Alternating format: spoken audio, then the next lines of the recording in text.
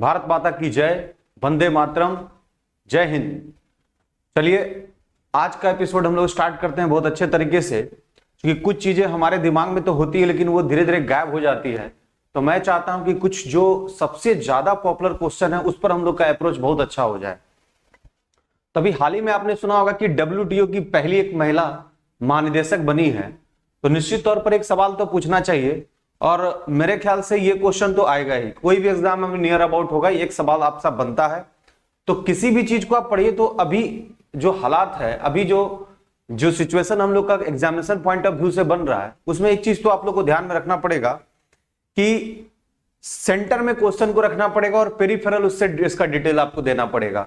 अगर सेंटर में current affairs को आप रखते हैं और पेरिफेरल में उसके इंफॉर्मेशन को आप एक राउंड अप लगा देते हैं तो निश्चित तौर पर आपकी जो प्रक्रिया है, जो आपका अप्रोच है उस सब्जेक्ट पर अच्छा हो जाएगा।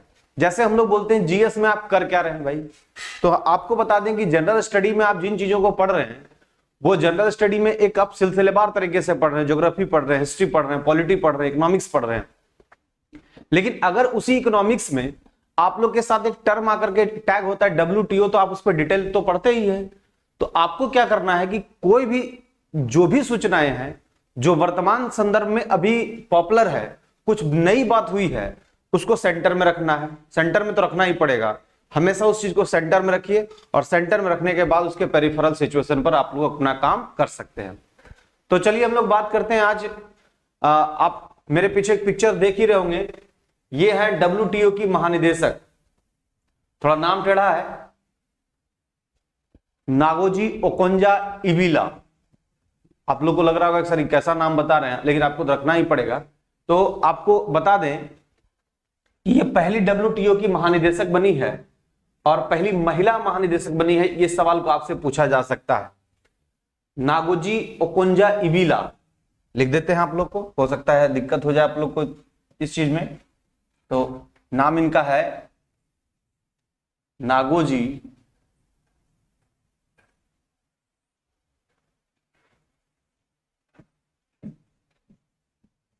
ओकोंजा-इविला। इविला भी याद रखिएगा तो काम हो जाएगा। नागोजी ओकोंजा-इविला ये नाइजीरिया की पूर्व वित्त मंत्री थी। ऐसा सवाल पूछा जा सकता है, यानी कह सकते हैं कि जो नाइजीरिया देश है तो नाइजीरिया की ये पूर्व वित्त मंत्री रही है। ये सवाल तो हमको लगता है किसी न किसी एग्जामिनेशन में आना ही है। वैसे करंट अफेयर्स का जमाना आप लोग हमेशा कहीं ना कहीं देख रहे होंगे, तो ये सवाल आपसे पूछा जा सकता है ये कहां की एक्स फाइनेंस मिनिस्टर रही है, तो नाइजीरिया की, पहला एक क्वेश्चन। दूसरा है क्या कि इसका नाम क्या है, नागोजी ओकोंजा-इविला। और सबसे खास बात क्या है कि WTO के इतिहास में पहली बार कोई महिला महानिदेशक बनी है। ऐसा सवाल पूछने का जो संभावना है वो काफी ज्यादा बन रहा है। तो मेरे ख्याल से अभी कोई भी एग्जामिनेशन होगा आप मिला लीजिएगा। हम तो पहले से ही बोल रहे हैं कि सवाल वही पूछा जाता है जिसमें कुछ ना कुछ बात हो, जिसमें कुछ ना कुछ कहानी हो, जिसमें कुछ ना कुछ नयापन हो। हम वैसे सवालों को अपने साथ नहीं जोड़ेंगे जिसका कोई मतलब नहीं निकलता हो। तो आप तो इन चीजों को देख ही रहे होंगे कि भाई इनका नाम है नागोजी ओकोंजा-इविला, नाइजीरिया की है ये पूर्व वित्त मंत्री और पहली WTO की महानिदेशक बनी है। अब जानना यह है कि WTO का कंसर्न क्या है। हमने क्या बोला था कि सेंटर में क्वेश्चन का इंफॉर्मेशन रहेगा, करंट अफेयर्स होगा। करंट अफेयर्स को करंट अफेयर्स की तरह मत पढ़िए। करंट अफेयर्स को पढ़ने का तरीका अपने में डेवलप कीजिए कि चीजों को अपने माइंड में सेट कीजिए। और निश्चित तौर पर अब MCQ का जमाना है, मल्टीपल चॉइस क्वेश्चन का जमाना है। एग्जामिनेशन दीजिएगा तो 4 ऑप्शन तो आपको दिखेगा, तो 4 ऑप्शन आपको दिखेगा तो आप निश्चित तौर पर इस तरह के नाम को देखिएगा। हो सकता है कि थोड़ा इसका स्पेलिंग इधर उधर हो जाए नागोजिया ओकोंजा-इविला में, उसे घबराना नहीं है। ऐसा आपको ऑप्शन नहीं देगा कि भाई नागोजी ओकोंजा-बिबिला, किबिला, सिबिला, ऐसा नहीं देगा। आपको जब भी देगा तो इस तरह का नाम एक रहेगा और बाकी 3 अलग नाम होंगे। तो अगर किसी न किसी प्रकार आपके सबकॉन्शियस माइंड में कोई बात बैठा हुआ है तो वहां पर आपका काम हो जाएगा। तो पहला सवाल WTO से संदर्भित फिर से सुन लीजिए कि WTO जिसको हम लोग बोलते हैं वर्ल्ड ट्रेड ऑर्गेनाइजेशन, विश्व व्यापार संगठन, इस विश्व व्यापार संगठन की पहली कोई महानिदेशक बनी है महिला जिनका नाम है नागोजी ओकोंजा-इविला, जो नाइजीरिया की पूर्व वित्त मंत्री रही है, एक्स फाइनेंस मिनिस्टर जिसको बोलते हैं वो रही है। चलिए इससे संदर्भित कुछ बातों पर और चर्चा कर ले। तो इससे संदर्भित हम लोग चर्चा करेंगे तो आप लोग देखेंगे कि हम लोग के पास कुछ ना कुछ अप्रोच आएगा। जैसे जैसे हम लोग के पास WTO का कंसेप्ट आता है, तो सबसे पहले जानिए कि the full form of WTO, तो इसका फुल फॉर्म है वर्ल्ड ट्रेड ऑर्गेनाइजेशन।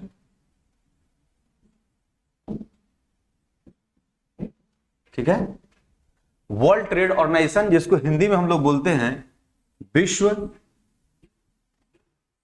व्यापार संगठन। अब ये ध्यान देना है कि भाई वर्ल्ड ट्रेड ऑर्गेनाइजेशन का क्या कंसेप्ट है, कैसे किसका क्या क्या मामला है। तो कुछ पहले तो प्रॉम्प्ट क्वेश्चन पर हम लोग थोड़ा बात कर ले, जो सबसे महत्वपूर्ण क्वेश्चन पूछा जाता है। तो प्रॉम्प्ट क्वेश्चन में सबसे पहले तो सवाल पूछा जाएगा कि भाई WTO की स्थापना कब हुई। तो सबसे पहले इसकी स्थापना हुई 1995 में, 1995 में। पहला एक सवाल हो गया कि WTO की स्थापना कब हुई, 1995 में।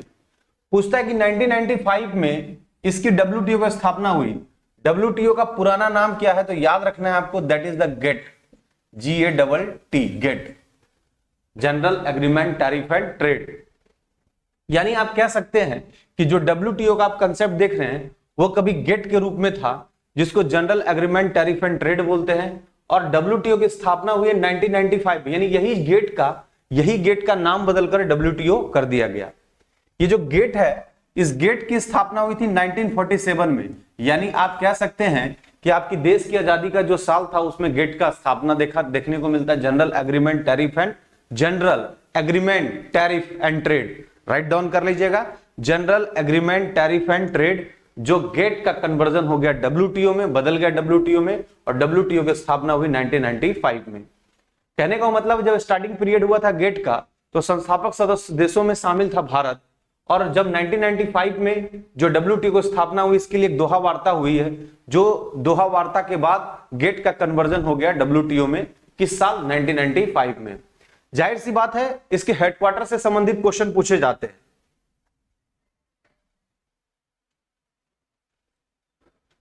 अगर हेडक्वार्टर से संबंधित क्वेश्चन पूछे जाएंगे तो इस पर ध्यान देना है, हेडक्वार्टर से संबंधित क्या बात है। तो हेडक्वार्टर से संबंधित सवाल में आपका आंसर होगा दैट इज द जेनेवा। याद रखना है कौन सा, जेनेवा। और जब भी जेनेवा का नाम आ जाए तो समझ लो भाई कि लगभग हेडक्वार्टर को जेनेवा शिफ्टिंग मिला है, और ये जेनेवा का लोकेशन है स्विट्जरलैंड।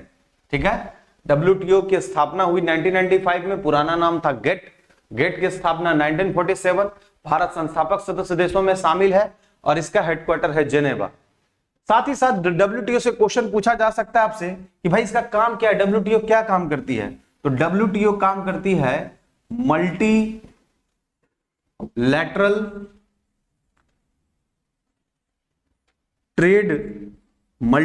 ट्रेड को यह बढ़ावा देती है।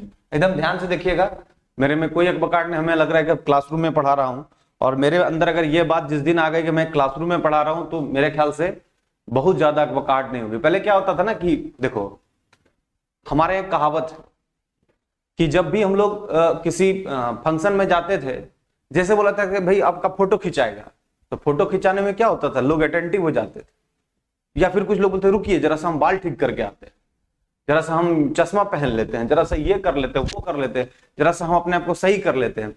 तो बेसिकली क्या है कि हमारी जो नेचुरलिटी है वो खत्म हो जाती है। शादी समारोह में तो देखते ही होगे कि शादी समारोह में जैसे कैमरा आपकी तरफ घुमा तो जो था मुंह नॉर्मल, वो हो गया मुंह नॉर्मल से उल्टा कुछ। आजकल तो क्या बोलते हैं, तुम्ही लोग को पता होगा, कौन सा पाउट देते हैं, स्माइली, क्या क्या बहुत सारा सिस्टम हो गया है।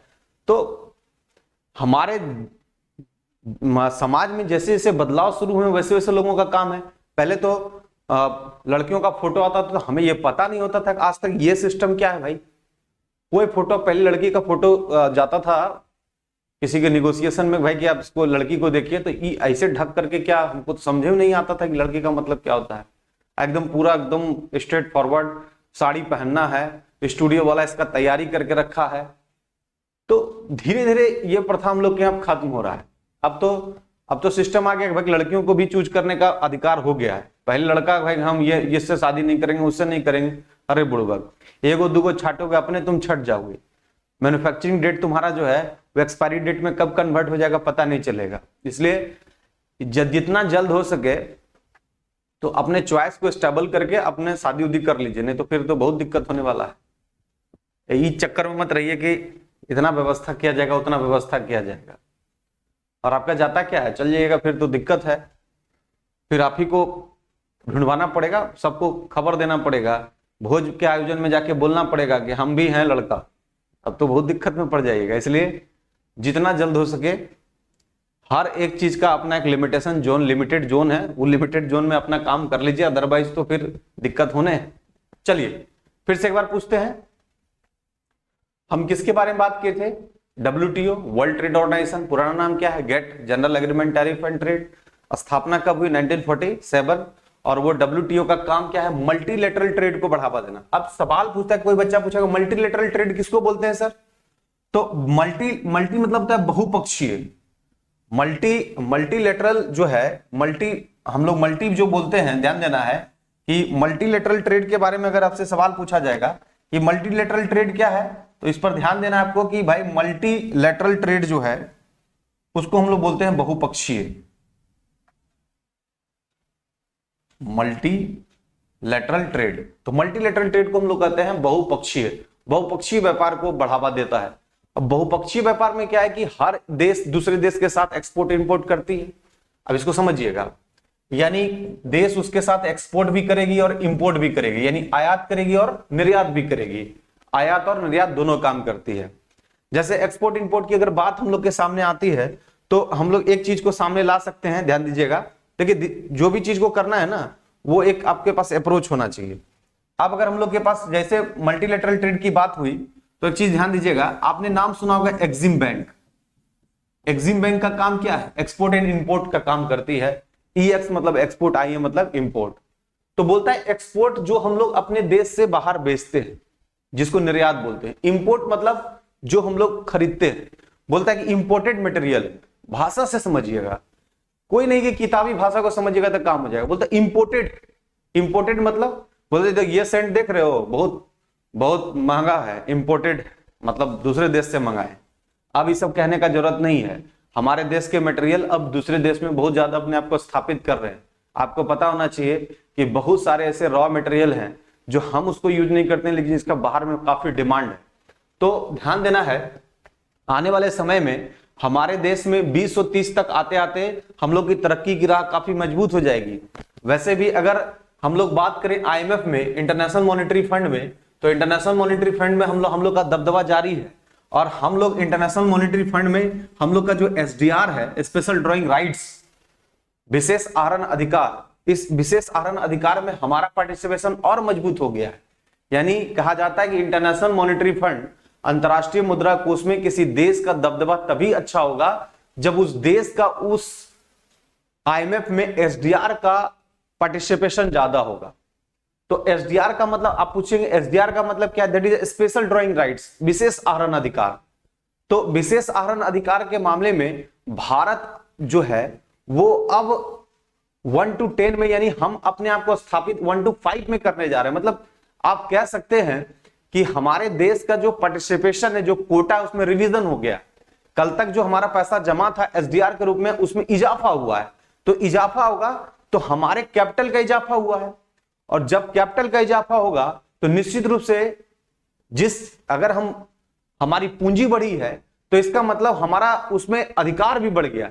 यानी पार्टिसिपेशन ऑफ द कैपिटल हम लोग के बढ़ने के कारण अब हम लोग की वोटिंग कैपेसिटी जो है, जो मत देने का अधिकार है, हमने पहले भी कहा था कि IMF में मत देने का अधिकार, मतलब मत जो है, आप जो वोट करते हैं वो डिपेंड आपके SDR पर करता है, स्पेशल ड्रॉइंग राइट्स पे करता है। देखिए हम मानते हैं कि WTO से कहानी शुरू हुई और IMF में हम लोग चले गए, तो आपको घबराने की जरूरत नहीं है। आपको एग्जाम में क्वेश्चन बनाना है, वो ये मत सोचिएगा कि बच्चे की तरह पढ़ेंगे WTO लिखिए वर्ल्ड ट्रेड ऑर्गेनाइजेशन, पता चला बहुत समय लग जाएगा। और हम चाहते हैं कि आप में थोड़ा इनोवेटिव सिस्टम आना चाहिए। देखो क्या है ना कि हम इसको सिंपली लेना है कि अभी हर लोग इसकी तैयारी कर रही है। जो लोग तैयारी कर रहे हैं उन लोगों को लग रहा है कि भाई हम बहुत अच्छा कर लेंगे, बहुत अच्छा कर लेंगे, और वो बहुत कम समय बहुत कम चीजों पर डिटेल कर पा रहे हैं। तो आपको हर हाल में क्या करना पड़ेगा कि कनेक्टिविटी को तेज करना पड़ेगा, जितना कनेक्शन रखेंगे। अब आईएमएफ से क्वेश्चन पूछेगा तो क्या क्या पूछ सकता है, एस्टेब्लिशमेंट 1945 1945 सवाल पूछेगा भाई आईएमएफ का मुख्यालय कहां है, वॉशिंगटन डीसी। वर्ल्ड बैंक का भी वॉशिंगटन डीसी है, जोड़ लेंगे यहां पर, जोड़ने की कला आपको आनी चाहिए। आईएमएफ का भी मुख्यालय वॉशिंगटन डीसी, वर्ल्ड बैंक का भी वॉशिंगटन डीसी। आईएमएफ सिर्फ अपने सदस्य देशों को लोन प्रोवाइड करती है, वो भी शॉर्ट टर्म के लिए, क्वेश्चन आता भी है। आईएमएफ इंटरनेशनल मॉनेटरी फंड अपने सदस्य देशों को ही लोन प्रोवाइड करती है, वो भी शॉर्ट टर्म के लिए। अभी हम लोग कह सकते हैं कि लास्ट टाइम जो आईएमएफ का सदस्य देश बना है वो अंडोरा बना है। एक महत्वपूर्ण क्वेश्चन है, आपसे पूछा जा सकता है। इंटरनेशनल मॉनेटरी फंड का लास्ट जो एक देश बना है अंडोरा, उसके बारे में आपसे सवाल पूछा जा सकता है। फिर आपसे यह सवाल पूछा जा सकता है कि वर्ल्ड बैंक किसी भी देश को लोन प्रोवाइड करती है, वो भी लॉन्ग टर्म के लिए। तो हम लोग क्या कर सकते हैं कि कभी किसी चीज को पढ़िए तो उसको कंपैरेटिवली कीजिए। देखिए क्या है ना कि जब कंपैरिजन करना शुरू कीजिएगा तो दोनों के बीच में अंतर यानी डिफरेंसेस, दोनों के बीच में सिमिलिटीज डिसिमिलिटीज, ये दोनों चीज को करिएगा तो आपका क्वेश्चन तो बनना ही है।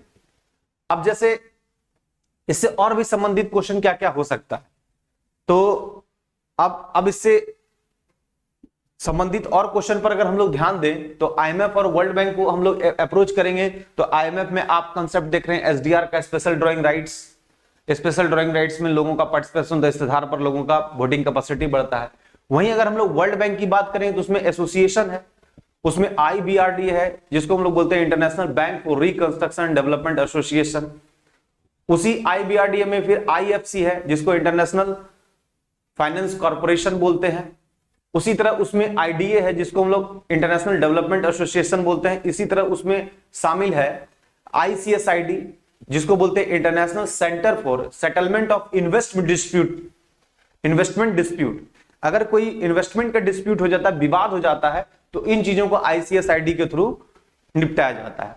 उसी तरह अगर उसके एसोसिएशन में हम लोग जाते हैं तो मीगा पे बात करते हैं, MIGA जिसको हम लोग बोलते हैं मल्टीलैटरल इन्वेस्टमेंट गारंटी एजेंसी।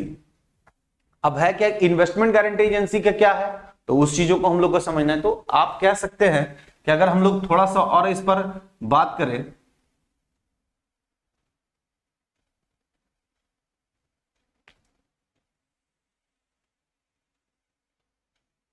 जैसे हम लोग बात करें वर्ल्ड बैंक पर, देखिए डेविड मालपास इसका भी अध्यक्ष है। क्वेश्चन पूछा जा सकता है डेविड मालपास वर्ल्ड बैंक का। देखिए वर्ल्ड बैंक में सबसे पहले हम लोग एक बात करते हैं आईबीआरडीए जिसको बोलते हैं international bank for reconstruction and development association. मतलब आप कह सकते हैं international bank for reconstruction and development का मतलब है कि IBRD just equivalent to the world bank, इसी तरह काम भी करती है। अगर दूसरा हम लोग काम करते हैं जिसको हम लोग बोलते हैं आईएफसी इंटरनेशनल फाइनेंस कॉर्पोरेशन, तो इंटरनेशनल फाइनेंस कॉर्पोरेशन का मतलब हो गया that is a financial system को देखेगा। तीसरा अगर हम लोग बात करते हैं जिसको हम लोग बोलते हैं आईडीए इंटरनेशनल डेवलपमेंट एसोसिएशन, यानी कि ये इसको हम लोग सॉफ्ट लॉन विंडो भी बोलते हैं, मतलब उदार ऋण की खिड़की। फिर चौथा हम लोग के पास आता है जिसको हम लोग बोलते हैं मीगा MIGA multilateral investment guarantee agency. अब इस तरह का ये क्वेश्चन आपसे पूछा जा सकता है। उसी तरह सवाल आता है पांचवा जिसको हम लोग बोलते हैं ICSID international centre for settlement investment dispute. अच्छा क्वेश्चन है, आपसे सवाल पूछा जा सकता है। देखिए जैसे जैसे करंट अफेयर्स का टॉपिक आएगा ना, हम उस करंट अफेयर्स के टॉपिक के कंसर्निंग चीजों पर हम लोग काम करेंगे और बाद में अपना काम करना शुरू कर देंगे। तो अब तक तो हम लोग ये चीज देख चुके हैं। एक बार रिव्यू पर हम लोग फिर से काम कर लें, जो जो हम लोग का काम था एक बार जो उस काम को हम लोग एक बार देख लें तो ज्यादा अच्छा रहेगा, जिस काम पर हम लोग अपना अप्रोच किए थे। तो देखिए इससे संबंधित काम पर हम लोग को बात करना है। नाइजीरिया की पूर्व फाइनेंस मिनिस्टर नागोजी ओकोंजा-इविला जो पहली WTO की महानिदेशक बनी है, पहली महिला महानिदेशक बनी है, यह सवाल आपसे पूछा जा सकता है। एक्स फाइनेंस मिनिस्टर है नाइजीरिया की। सवाल यह पूछता है कि WTO का कन्वर्जन WTO के रूप में कब हुआ, 1995 में। पहले इसका नाम था GATT general agreement tariff and trade, जिसकी स्थापना 1947 में हुई थी और भारत में संस्थापक सदस्य देशों में शामिल थी। दोहा वार्ता के बाद ये इसका कन्वर्जन 1995 में WTO के रूप में हो गया, वर्ल्ड ट्रेड ऑर्गेनाइजेशन, जो मल्टीलैटरल ट्रेड ऑर्गेनाइजेशन के लिए जाना जाता है। साथ ही साथ अगर हम लोग बात करें कि WTO का मुख्यालय तो जेनेवा स्विट्जरलैंड में है। ये मुख्यालय करीब करीब जेनेवा में बहुत सारे चीजों का हेडक्वार्टर देख सकते हैं, कोरिलेट यहां पर कर सकते हैं। इसके अलावा अगर हम लोग WTO से संदर्भित बात करें तो मल्टीलैटरल ट्रेड को ये बढ़ावा देती है, बहुपक्षीय व्यापार को ये बढ़ावा देती है। और एक सवाल यहां पर और पूछा जा सकता है, इसका लास्ट कंट्री कौन सा सदस्य बना है, तो 164वां देश बना अफगानिस्तान। ये आपसे सवाल पूछा जा सकता है, इसलिए हर हाल में इससे संदर्भित अगर कोई बात बहुत पॉपुलर चल रहा है तो उससे संदर्भित बातों को रख लें, एक सवाल तो बनता है। हम चाहे तो जो 20-25 सवाल करंट के पूछे जाते हैं उसको हम लोग कोऑर्डिनेट कर सकते हैं, तो आराम से हो जाएगा। चलिए हम लोग नेक्स्ट बात करते हैं। देख रहे हैं ये इस खिलाड़ी का नाम है सर्बिया के नोवाक जोकोविच। अभी इस पर हम लोग थोड़ा चर्चा कर लें, नोवाक जोकोविच पर तो चर्चा करेंगे ही, और नाओमी ओसाका के बारे में भी बात करेंगे, क्योंकि स्टार्टिंग फेज में हम लोग के यहाँ जो गेम होता है, खासकर जो टेनिस के इतिहास में, तो टेनिस के पहले हम लोग रूट में जाना चाहते हैं। रूट में कुछ कुछ बातें हैं, रूट में क्या बातें हैं उस पर हम लोग थोड़ा बात कर लें। जैसे अगर आपसे सवाल पूछा जाए, अगर क्वेश्चन पूछा जाए कि जो हम लोग के यहाँ टेनिस का जो ओपन होता है, जिसको हम लोग बोलते हैं ग्रैंड स्लैम्स की प्रतियोगिता, उस ग्रैंड स्लैम्स की प्रतियोगिता में आपको अपनी तरफ से याद रखना है, यह खेल नहीं बल्कि अफवाह है। याद रहेगा कि नहीं, बोलना है यह खेल नहीं बल्कि अफवाह है। और ये अगर आपके दिमाग में फिट हो गया तो आपको कभी कोई दिक्कत नहीं होगा, इसके बेस क्वेश्चन में आपको प्रॉब्लम नहीं हो सकता। यह खेल नहीं बल्कि अफवाह है। तो A4 होता है, दैट इज द ऑस्ट्रेलियन, यानी पहला जो खेल होगा उसका नाम है दैट इज द ऑस्ट्रेलियन। पहला है ऑस्ट्रेलियन। एफ से होगा दूसरा खेल का नाम है that is the French. W से हो जाएगा विंबलडन, और लास्ट में हो जाएगा A से अमेरिका। तो याद रखना है कि पहले आपको याद रखना है सबसे पहला जो कोई गेम होता है वो दैट इज द ऑस्ट्रेलिया। तो आप एक मेरे तरफ से एक ट्रिक याद रखिए टेनिस में, यह खेल नहीं बल्कि अफवाह है। A for Australian, F for French, W for Wimbledon और A फॉर अमेरिकन। यानी सबसे पहले अगर कोई खेल होगा, अगर हम लोग 2020 की बात करें तो उस बार विंबलडन जो गेम हम लोग के यहाँ नहीं हुआ था, विंबलडन का मामला विंबलडन नहीं हुआ था बल्कि ऑस्ट्रेलियन, फ्रेंच और अमेरिकन हुआ था, वो कोविड-19 के कारण। तो विंबलडन का पोजीशन हम लोग नहीं देखते हैं। खैर ये तो करंट क्वेश्चन है, हम लोग पहले बेस क्वेश्चन पर बात कर लें। देखिए बात क्या है ना कि हम जब भी किसी गेम के बारे में बात करते हो तो पुराने खिलाड़ियों को याद करना आवश्यक होगा, क्योंकि उसी से कंपैरिजन होता है। जैसे अगर हम लोग नोवाक जोकोविच के बारे में बात करें, रोजर फेडरर के बारे में बात करें, राफेल नडाल के बारे में बात करें, तो आपको जानना पड़ेगा भाई कि वो किस देश से संबंधित है, क्या उसका रिकॉर्ड है। तो क्या होता है कि हम रिसेंट किसी सब्जेक्ट को अगर रट लेते हैं तो हम लोग का काम नहीं होगा, आपको ऑलराउंडर बनना पड़ेगा। और आज के डेट में अगर आप ऑलराउंडर नहीं है, आपको स्पोर्ट्स की भी जानकारी होनी चाहिए, साइंस एंड टेक का भी होना चाहिए, इंडियन पॉलिटी का होना चाहिए, हिस्ट्री का होना चाहिए, ज्योग्राफी का होना चाहिए, सब मिला के तब तो कुछ बेहतर कर पाओगे। पता चला इतिहास में बहुत ज्यादा अव्वल हो, दूसरे सब्जेक्ट का आपका अप्रोच कब। आप क्यों देख रहे हो कि नया जो लड़का है जो स्मार्ट तरीके से तैयारी कर रहा है उसका सिलेक्शन हो रहा है, जो किताब को घिस रहा है उसका नहीं हो पा रहा है। उसके पीछे वजह है कि अब चाहिए वैसा कैंडिडेट जो ऑलराउंडर टाइप का, उसको हर चीज का एक बेहतर अप्रोच। तो ध्यान रखना है कि टेनिस खेल नहीं बल्कि अफवाह है। A for Australian, F for French, W for Wimbledon और A फॉर अमेरिकन। अब यहां पर क्वेश्चन दो सवाल पूछे जा सकते हैं। सबसे पहले तो फ्रेंच और विंबलडन से संबंधित क्वेश्चन पूछे जाते हैं। तो फ्रेंच जो ओपन होता है, फ्रेंच जब भी नाम या फ्रेंच ओपन जब नाम आ जाए ना तो एक नाम जरूर याद रखना, दैट इज राफेल नडाल। इसलिए बोल रहे हैं कि कहीं ना कहीं आपको एग्जामिनेशन पॉइंट ऑफ व्यू से आपको मदद करेगा। जब भी फ्रेंच का बात आ जाए राफेल नडाल का नाम जरूर ले लीजिएगा, राफेल नडाल का नाम लीजिएगा तो काम आपका हो सकता है। खैर अभी छोड़ दीजिए इस बात को, हम लोग बात करें ऑस्ट्रेलियन, फ्रेंच, विंबलडन और अमेरिकन। अगर फ्रेंच की बात अगर आपके सामने आ जाए ना तो बस समझ लीजिएगा कि फ्रेंच ओपन जो होता है वो रेड क्ले कोर्ट पर होता है, जिसको हम लोग बोलते हैं लाल बजड़ी पत्थर, यानी कि रेड क्ले कोर्ट। अब देखिए यहां से ज्योग्राफी का एक अप्रोच निकलता था कि रेड क्ले का सिस्टम जो है हम हल्का सा जाके ज्योग्राफी में ठीक कर सकते थे, लेकिन वो प्रहार हो जाएगा। हम चाह रहे हैं कि पहले आप जो ना हमारे अनुसार इस चीजों को रेगुलेट करना शुरू कीजिए। बहुत लोगों ने हमें बताया था कि सर आप जो है ना इतना लेवल से ऊपर चले जाते हैं कि बच्चों को दिमाग में जाता नहीं बात, आप धीरे धीरे बताइए चीजों को जो अन्य लोग इसका काम कर रहे हैं। तो हमें लगा था कि नहीं अब इसका तो मध्यम मार्ग निकालना पड़ेगा, मध्यम मार्ग से आप लोग से बात कर रहे हैं। तो A for Australian, F for French, W for Wimbledon और ए फॉर अमेरिकन। तो जो फ्रेंच ओपन है वो रेड क्ले कोर्ट पर होता है और जो विंबलडन होता है ग्रीन ग्रास कोर्ट पे होता है। क्वेश्चन अक्सर पूछाता है कि हरे घास के मैदान पर कौन से खेल को खेला जाता है, दैट इज द विंबलडन। तो विंबलडन और फ्रेंच पे समझिएगा, फ्रेंच रेड क्ले कोर्ट पर और विंबलडन ग्रीन ग्रास कोर्ट पर देखने को मिलता है। तो आप समझिएगा टेनिस यह खेल नहीं बल्कि एक अफवाह है। अभी हम लोग इस पर बात करेंगे और भी सेशन इस पर है, क्योंकि हमें था कि आज 10 क्वेश्चन को, जो कि आदत में शामिल है कि किसी क्वेश्चन को जब डिस्क्राइब करते हैं उसके पास लॉट्स ऑफ द इंफॉर्मेशन आसपास आना शुरू होता है और हम अपने आप को रोक नहीं पाते, कंट्रोल नहीं कर पाते। तो हम लोग को बोलना पड़ता है। हम तो ऑफलाइन क्लास में बोलते हैं कंट्रोल कंट्रोल कंट्रोल, तब कंट्रोल होता है। एक्चुअली हमें लगता है ना कि आज मौका मिला तो उसको खत्म कर दो, इतना बता दो कि कम से कम एग्जामिनेशन हॉल में इसको दिक्कत ना हो। जैसे आज बात कर रहे थे हम लोग WTO पर, अचानक से वर्ल्ड बैंक का सिस्टम आ गया, अचानक से IMF का आ गया। हमें लगा था ये तीनों खत्म कर देते हैं, लेकिन चूंकि हम टारगेट रखे हैं कि 10 क्वेश्चन जो प्रॉम्प्ट क्वेश्चन है, जो करंट अफेयर्स का बहुत पॉपुलर क्वेश्चन है, उस पर हर दिन बात करेंगे, उसके पेरिफेरल बात करेंगे। तो एक दिन का क्लास में एक क्वेश्चन अगर कंफर्म कर दिए तो 30 क्लास लिए तो काम हो गया। काम हमको करना है, हमको और कुछ नहीं करना, हमको काम निकालना है। और अगर 30 क्लास से आपका काम होता है तो आपको 200 वीडियो करने की जरूरत नहीं है। बस हम ये चाहते हैं कि हर हाल में हम इतना पढ़ा दें कि आपका क्वेश्चन सब लड़ जाए। बाकी कितना ज्यादा पॉपुलैरिटी है, कितना ज्यादा प्रसिद्धि पाए, उससे मतलब नहीं है। मतलब है कि आप एग्जामिनेशन हॉल में जाइए तो आपको लग जाए कि हमने जो कुछ भी किया विश्वास करके पढ़ा तो काम, हमारा काम हो गया है, तो आपको करना ही पड़ेगा। तो खैर इस पर हम लोग चर्चा करेंगे। अभी ऑस्ट्रेलियन ओपन पर बात करेंगे तो नोवाक जोकोविच पर बात होगी, ओसाका पर बात होगा और इस पर मेदवेदेव पर बात होगा। इन सभी पर हम लोग बात करेंगे, यानी कि पूरे ऑस्ट्रेलियन ओपन की बात करेंगे। साथ ही साथ अगर हम लोग बात करेंगे अंकित रैना पर भी, अंकिता रैना का जो मामला है उस पर भी हम लोग बात करेंगे। ठीक इसी तरह से इथोपिया की एक जो है धावक है उस पर हम लोग बात करेंगे। अभी हमारे पास बहुत सारे सवाल हैं जो सवालों को किसी न किसी एग्जामिनेशन में पूछा जाना चाहिए और मैं अप्रोच कर रहा हूं कि ऐसे सवाल को पूछा जाना चाहिए और मेरे ख्याल से पूछा ही जाएगा। जब हम सोच लेते हैं और लगता है कि ऐसा सवाल पूछना चाहिए तो पूछना ही चाहिए।